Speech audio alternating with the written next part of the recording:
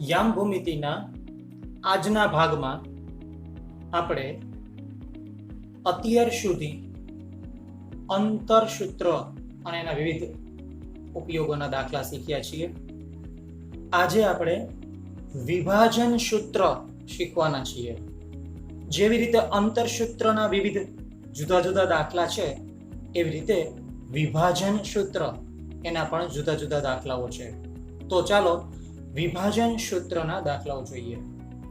પહેલા તો એ સમજીએ કે જ્યારે બે બિંદુને જોડતા રેખાખંડની વચ્ચે કોઈ ત્રીજું બિંદુ આવેલું હોય અને એ ચોક્કસ ગુણોત્તરમાં રેખાખંડનું વિભાજન કરે ત્યારે આપણે વિભાજન સૂત્રની જરૂર પડે છે. 10મા ધોરણમાં તમારે અંતઃ વિભાજન જ ભણવાનું છે. બહિ વિભાજન થઈ શકે, પણ અહીંયા આપણે અંતઃ વિભાજન જ ભણવાનું છે. તો ફરીથી કહું, જ્યારે બે બિંદુને જોડતા રેખાખંડ વચ્ચે કોઈ ત્રીજું બિંદુ આવેલું હોય જેનું એક ચોક્કસ પ્રમાણમાં વિભાજન કરતું હોય, એના યામ શોધવા માટેનું જે સૂત્ર છે એને વિભાજન સૂત્ર કહે છે. વિભાજન બિંદુ ના યામ શોધવા માટે એનો x યામ, વિભાજન બિંદુનો x યામ આપણને આ રીતે મળશે. x યામ બરાબર m1 x2 વત્તા m2 x1 છેદમાં m1 વત્તા m2, અને એ જ પ્રમાણે એનો y યામ આપણને મળશે m1 y2 વત્તા m2 y1 છેદમાં m1 વત્તા m2 થી. હવે અહીંયા એ સમજી લઈએ, x1 x2 y1 અને y2 એનાથી તમે પરિચિત છો. અંતરસૂત્રના તમે ઘણા દાખલા ગણેલા છે.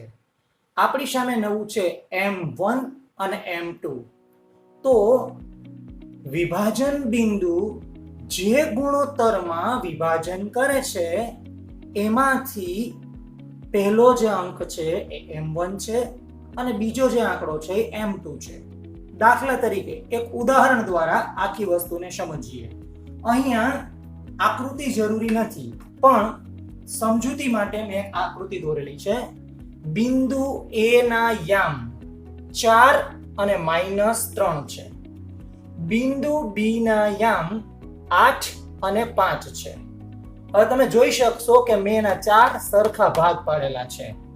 માની લ્યો કે આપણું વિભાજન બિંદુ આ જગ્યાએ છે. આપણે ધારી લઈએ એને P બિંદુ ધારી લઈએ. અહીંયા બિંદુ છે.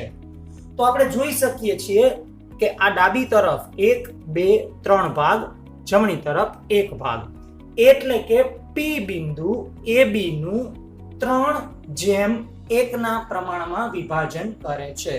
તમારા દાખલામાં કોઈ આકૃતિ દોરવાની હોતી નથી, તમને આપેલું જ હશે કેટલા જેમ કેટલાના પ્રમાણમાં. તો આ આકૃતિની જે રકમ છે એ આ પ્રમાણે થઈ કે બિંદુ A 4 -3 અને બિંદુ B 8 5 નું 3:1 ના ગુણોત્તરમાં વિભાજન કરતા બિંદુના યામ શોધો. એટલે કે આપણે ધારેલો P ના યામ શોધો. તો વિભાજન સૂત્ર મુજબ આપણે કિંમતો મૂકીએ. x બરાબર, અહીંયા ખ્યાલમાં એ રાખવાનું કે x1 x2 m1 m2 y1 y2 ની કિંમતમાં ભૂલ ના થાય. એક વખત ફરીથી કહી દઉં, આ x1 છે, આ y1 છે, આ કિંમત x2 છે, આ y2 છે, અને 3:1, તો 3 એટલે m1 અને 1 એટલે m2 થશે. હવે આપણે કિંમતો મૂકીએ. કિંમતો મૂકવાથી આખી વસ્તુ બહુ સરળ છે. m1 એટલે 3, x2 એટલે 8 વત્તા m2 એટલે 1, x1 એટલે 4 છેદમાં m1 વત્તા m2 એટલે 3 વત્તા 1. આપણે હિસાબ કરીએ તો x બરાબર 8 તરી 24 વત્તા 4 એકા 4 છેદમાં 4 એટલે કે 28 ના છેદમાં 4 બરાબર આપણને x યામ 7 મળશે.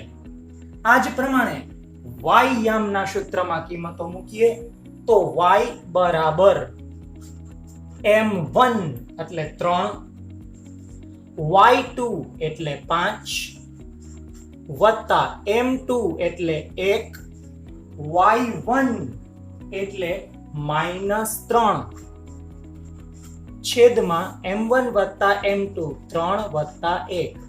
તો આપણને કિંમત મળશે 5 તરી 15 માઇનસ 3 એકા 3 છેદમાં 4. 15 માંથી 3 જાય 12 ના છેદમાં 4 બરાબર 3. તો 3:1 ના પ્રમાણમાં વિભાજન કરતા બિંદુ P ના યામ 7, 3 આપણને મળશે. આ છે વિભાજન સૂત્ર.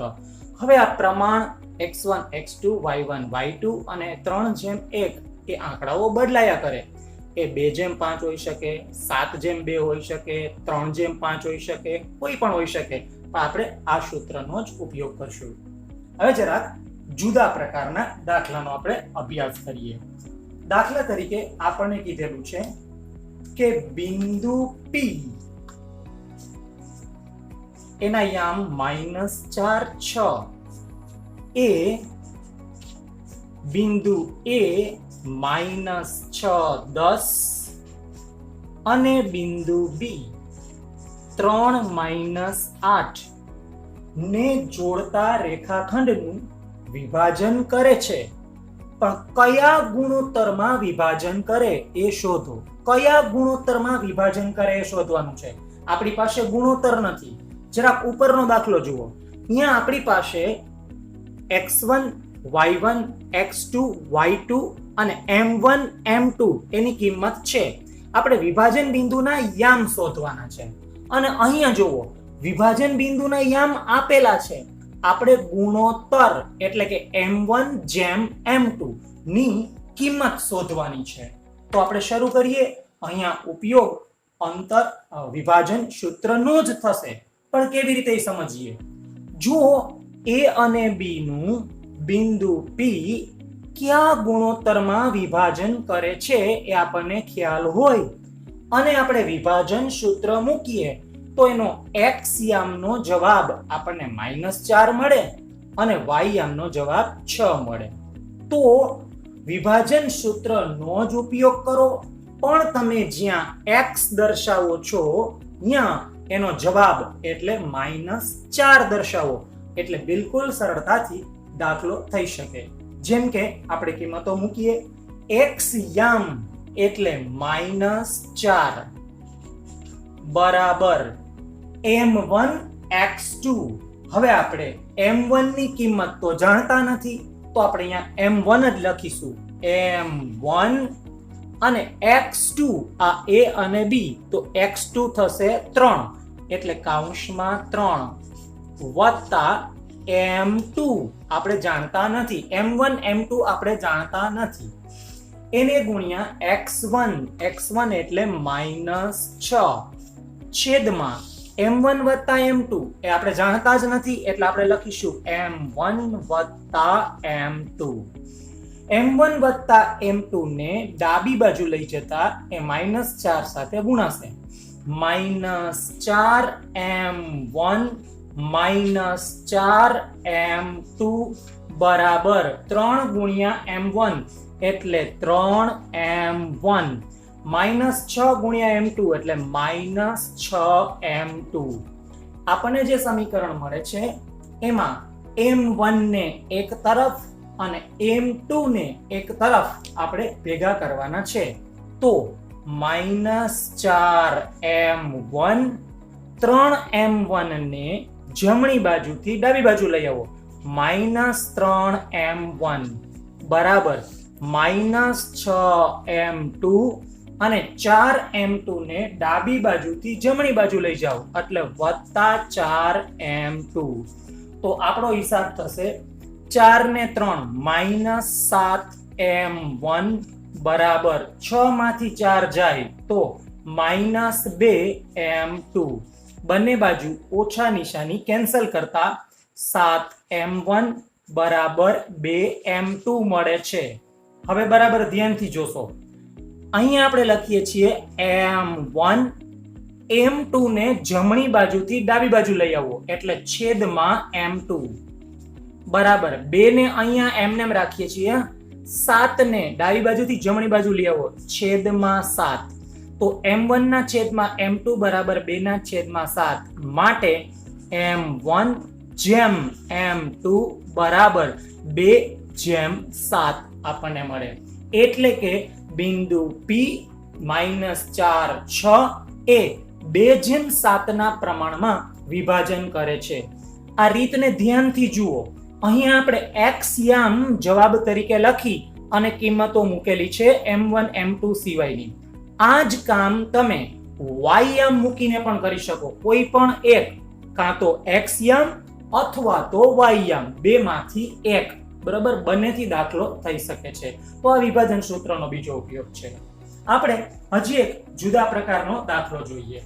દાખલાની રકમ એવી રીતે છે: બિંદુ A 2 -2 અને બિંદુ B -7 4 ને જોડતા રેખાખંડના ત્રિભાગ બિંદુના યામ શોધો. ત્રિભાગ, બરાબર, શબ્દ જોશો, ત્રિભાગ. ત્રિભાગનો મતલબ છે 3 એક સરખા ભાગ, બરાબર. 3 એક સરખા ભાગ કરતા બિંદુના આપણે યામ શોધવાના છે. તો આપણે અહીંયા પણ આકૃતિ જરૂરી નથી, છતાં આપણે જોઈએ, બરાબર. દાખલા તરીકે આ A અને B છે. હવે એના 3 સરખા ભાગ, ત્રિભાગ એટલે આવા બે બિંદુઓ આપણે લઈએ. દાખલા તરીકે એક P લઈએ અને એક Q લઈએ તો આના 3 એક સરખા ભાગ પડ્યા. આપણી પાસે A ના યામ છે 2 -2 અને B ના યામ છે -7 4. હવે આપણે P અને Q બંનેના યામ જોઈએ છે એટલે ત્રિભાગ બિંદુના યામ મળે. તો આ વિભાજન સૂત્ર છે, નવી કોઈ રીત નથી. તમે બહુ આરામથી, સરળતાથી આ વસ્તુને કરી શકશો. દાખલા તરીકે અહીંયા P નો અભ્યાસ કરો તો તમને પ્રમાણ આપેલું નથી. તમારે વિચારવાનું છે કે જો આ 3 સરખા ભાગ હોય તો એક ભાગ ડાબી બાજુ, 2 ભાગ જમણી બાજુ, એટલે P બિંદુ 1/2 ના પ્રમાણમાં આનું વિભાજન કરે છે. બસ હવે 1/2 ના પ્રમાણને વિભાજન સૂત્ર લગાડી દો તો તમને P ના યામ મળી જશે. દાખલા તરીકે આપણે જોઈએ કઈ રીતે થાય છે. તો P માટે, બિંદુ P માટે આપણે અભ્યાસ કરીએ. x યામ બરાબર, સૂત્ર આપણે એ જ વાપરશું, m1 x2 m2 x1 છેદમાં m1 m2. આ સૂત્ર જ આપણે વાપરશું, બરાબર. તો m1 એટલે 1, એને ગુણ્યા x2 એટલે -7 વત્તા m2 એટલે 2, એને ગુણ્યા x1 એટલે 2 છેદમાં 1 વત્તા 2. તો આપણને મળશે x બરાબર -7 છેદમાં 1 વત્તા 2 એટલે 3. તો આપણને 7 માંથી 4 બાદ કરતા x બરાબર -3 છેદમાં 3, 3 3 કેન્સલ એટલે -1 મળશે. આ જ રીતે આપણે y યામ શોધીએ તો y બરાબર m1 એટલે 1, y2 એટલે 4 વત્તા m2 એટલે 2 અને y1 એટલે -2 છેદમાં 1 વત્તા 2. તો y બરાબર 4 એકા 4, 2 દુ -4 છેદમાં 3 એટલે 0 ના છેદમાં 3. તો આપણને 0 મળશે. એટલે કે બિંદુ P ના યામ -1 0 થયા, -1 0. આ જ પ્રમાણે આપણે Q ના યામ શોધવાના છે. હવે તમે જ સમજી શકશો કે બિંદુ Q છે એ AB નું 2:1 ના પ્રમાણમાં વિભાજન કરે. માત્ર બિંદુ Q નો અભ્યાસ કરો. અહીંયા 2 ભાગ છે, અહીંયા 1 ભાગ, એટલે 2:1 ના પ્રમાણમાં વિભાજન કરે. ફરીથી વિભાજન સૂત્રનો જ ઉપયોગ કરવાનો છે. આ જ AB ના યામ છે. માત્ર m1 m2 ની કિંમત 1:2 ને બદલે 2:1 રહેશે. તો બિંદુ Q માટે હવે આપણે x યામ શોધીએ. તો x યામ બરાબર બિંદુ Q માટે આપણે જોઈએ તો આપણને મળશે m1 એટલે 2, x2 એટલે -7 વત્તા m2 એટલે 1 અને x1 એટલે 2 છેદમાં m1 વત્તા m2 2 વત્તા 1. તો x બરાબર -7 દુ 14 વત્તા 2 એકા 2 છેદમાં 3 બરાબર -12 છેદમાં 3, 3 ચોક 12 -4. આ જ પ્રમાણે આપણે y યામ શોધીએ તો m1 એટલે 2, y2 એટલે 4 વત્તા m2 એટલે 1, y1 એટલે -2 છેદમાં 2 વત્તા 1. તો y બરાબર 4 દુ 8 -2 એકા 2 છેદમાં 3. તો 8 માંથી 2 જતા 6 ના છેદમાં 3 બરાબર 2 મળશે. તો બિંદુ Q ના યામ -4 અને 2 મળશે. બિંદુ Q ના યામ શોધવા માટે એક બીજો પણ રસ્તો છે. જ્યારે આપણે P ના યામ શોધી લીધા તો P અને B નું મધ્ય બિંદુ Q છે અને મધ્ય બિંદુના યામ નું સૂત્ર છે x1 વત્તા x2 છેદમાં 2 અને y1 વત્તા y2 છેદમાં 2. આનો પણ ઉપયોગ થઈ શકે, પણ તમે વિભાજન સૂત્રથી પણ દાખલો કરી શકો. ખૂબ જ પ્રેક્ટિસ માંગતા દાખલા છે. બરાબર અભ્યાસ કરજો. જરૂર પડે તો વિડીયોને બીજી વખત જોશો. Thank you very much.